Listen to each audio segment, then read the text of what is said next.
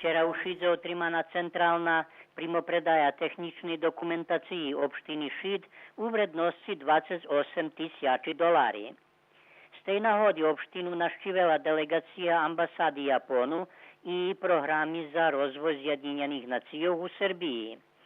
Za generálny projekt za vodu, so ktorým oblapena i investicija za šitski pejc Fruškohorski valali, ta tak i za Biki zdol, vidvojeni $14,500, a za rišovanje transportu u horodu kružni cek $13,500.